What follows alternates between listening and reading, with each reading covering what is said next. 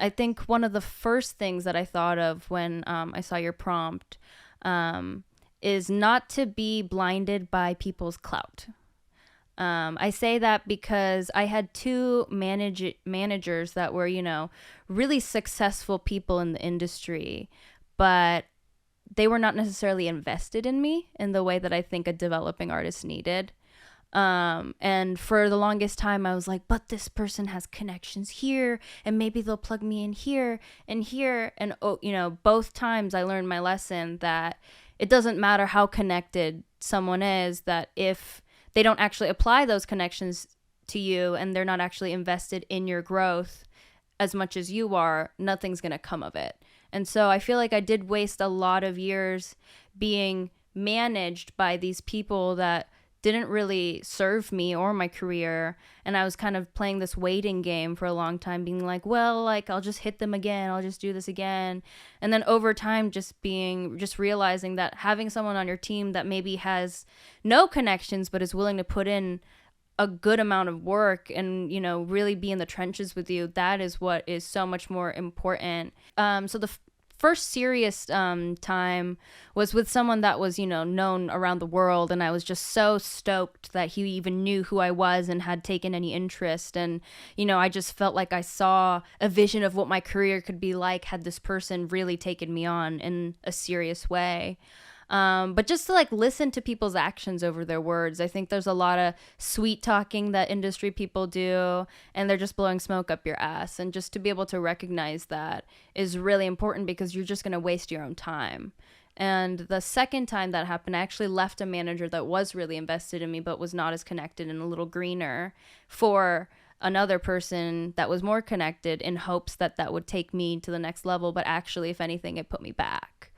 And, not that I regret it. Obviously, I've learned a lot from the experience, and now I know what to look for. But, it's kind of a shitty feeling. And, I definitely advise people who are kind of in a similar position, or kind of seeing people and meeting with people that seem like they have a lure and seem that they have promises, like there's a big chance that they might be empty, and just to really look at the actions. It's really important. I wish I would have known how unlinear of a process this was going to be. I think, coming from a background where my parents work in STEM, something that was very much, it goes like this.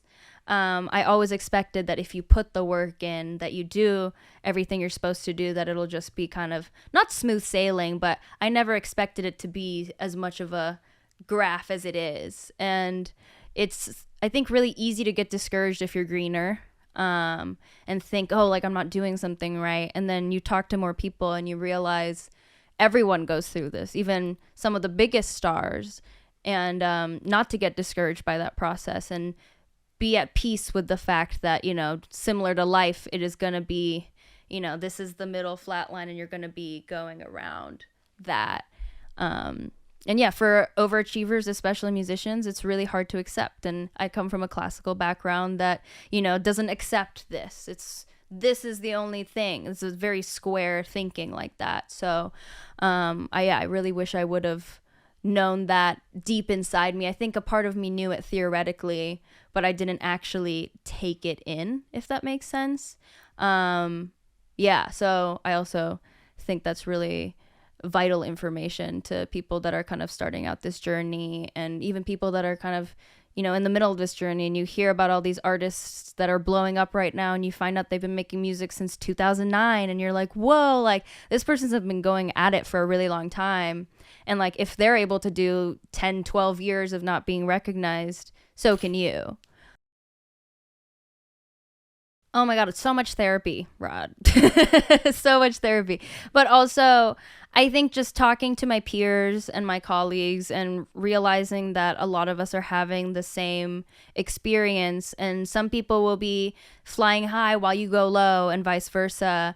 And as long as you keep a close-knit community of people that are able to support you through those rough times, and to remind you that there will be another mountain or, hump up, that it'll all be okay. And as long as you don't lose sight, I think it's so easy to lose sight of why you make music. You get caught up in the numbers, you get caught up in the cloud and how many A&Rs are hitting you and how many labels are interested and if your show did this and that and this.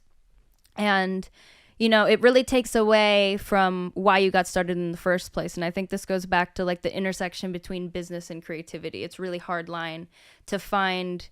How do those two live in harmony without, you know, how do I say this?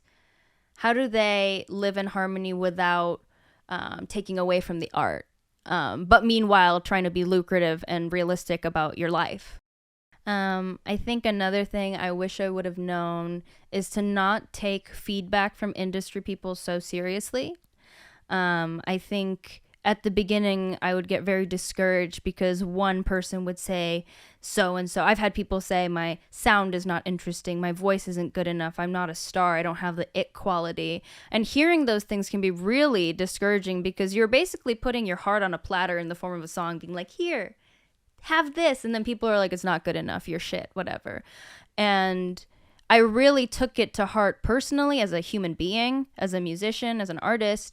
And you just have to be able to shut that kind of criticism out to continue, or else it'll eat you and you'll become this bitter person that doesn't even have the capacity to access their love for the music anymore because you've been vulnerable and it hasn't been received well. So take everything with a grain of salt. Most of those people have no idea what they're fucking talking about. And just keep on doing your thing. Keep on striving to get better. You're never going to be like at your peak performance. Like you're always going to be growing throughout your career. So give yourself the grace and the forgiveness to grow and to get better and better at your craft. And don't be upset if something doesn't do well or if an A&R says this is not for me, because there will be someone down the line that really believes in you and that will push your stuff to the next level. And ultimately, this kind of goes back to my first thing that I was mentioning, that it's always better to have a team that fully backs you and believes in you and understands the vision. And even if that's a smaller label, over like a major label that won't even take the time to look at you.